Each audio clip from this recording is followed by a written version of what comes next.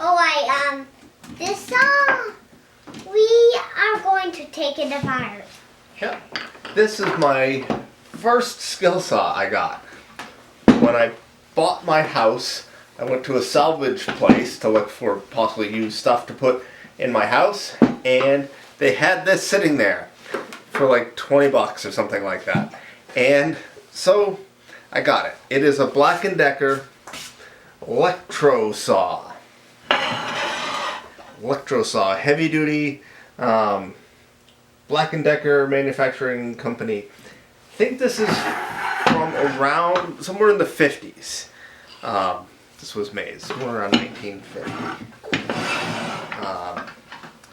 Let's get this apart. How long does people watch my videos? I don't know. They watch for a pretty long time. Let's get some tray for the pieces. So, this saw was something like... So I'm going to pause the video here because my numbers were completely wrong for how much this saw cost when it was new. You can see in these old advertisements it's listed for $92.50, and if you put that into an inflation calculator online, it comes out to be something like $978 in today's money. So this saw was like $1,000 new in today's money. So that's a lot of money.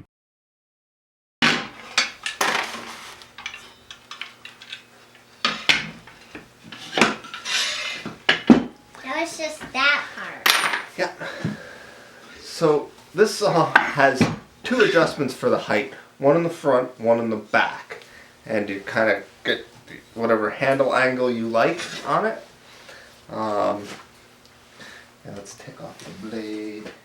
Yeah. Is that a special kind of wood that you like so much?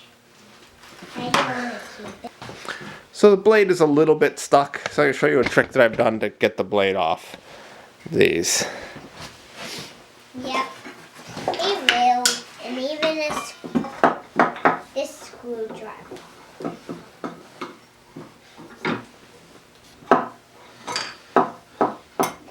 So that's the trick. Yeah, you clamp it in the wooden vise. Let me get a bigger, better wrench.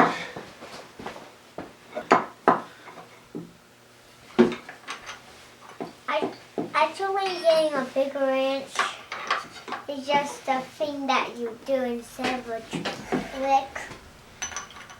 But if you want to say that it's a trick, it's a trick. It's a trick.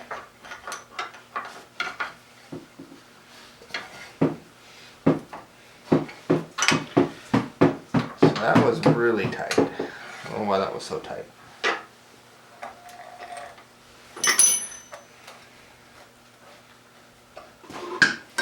So we're putting on a new blade.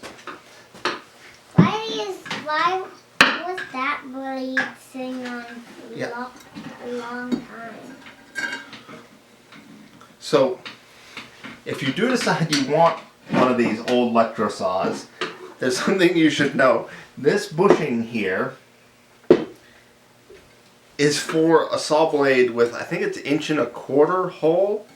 Now, good luck finding a new blade with an 1.25 inch hole in it. I was unable to find one, looked all over the place. Maybe somebody has a source for them, but really, who wants to chase down a special source for your skill saw, particularly if you're going to use it. So instead, I machined down, see the saw blade used to sit on this outside rim here. I machined it down. It used to sit there, but I machined it down, and there's just enough to sit in a 5/8 standard. What is a standard arbor? 5/8? Well, anyways, whatever the standard blade arbor is, that's what that is machined to. I have another one of these saws that somebody just ground this whole thing flat and just used this spline here. And this is just a touch under 5/8, so that kind of works, but it's really not great. The blade wobbles. but if you machine it down, make a nice step there, that's good.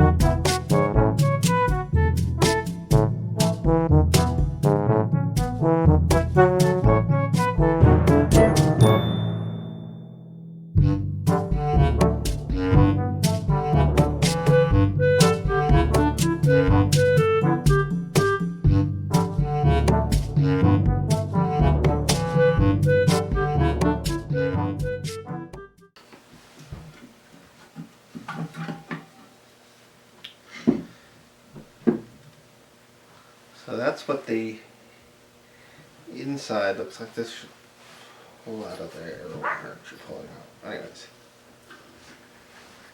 So this shaft is pressed in to a bearing.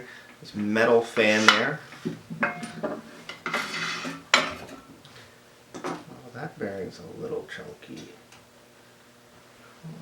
Feels a little dry. Let's see. Put a little oil in that. Spin it around. Why do you need to put a little oil? Spin this. Spin that bearing. Like that. Oh. Want to feel it? See how it's kind of stiff? And if you turn it, there's a little chunks occasionally. It's not too bad, but it feels a little dry. So you need it wet. Yeah, so we put in oil. Now we're spinning it.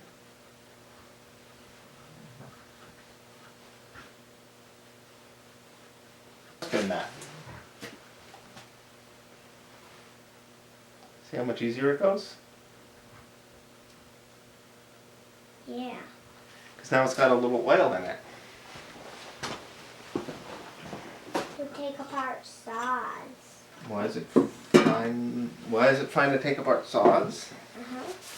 Well, this one I needed to put in a new cord, and to put in a new cord, annoyingly, they put this one screw down here that's hidden by all this other stuff. So to put in a new cord, you have to take the whole thing apart, which isn't the most useful. Usually saw. Yeah. Let's take a closer look at the internals of this saw. So all the windings, there's a string wrapping and some lacquer or something like that all in there. All these windings here are lacquered up. There's not a loose wire anywhere. Big bearing on the back side. And then on this side, there's the gearbox with grease. Big metal pinion. And this big fat gear that goes in there. So, bearing in here is still nice and smooth. And in the blade guard, there's also a bearing here. That one's also nice and smooth still. So, of course there's a metal fan. I don't think there's any plastic in this entire thing. It's all metal. My next video, I'm planning on comparing this saw to my new skill saw. So if you're not subscribed, do so you can catch this next video I'm going to do. Thanks for watching.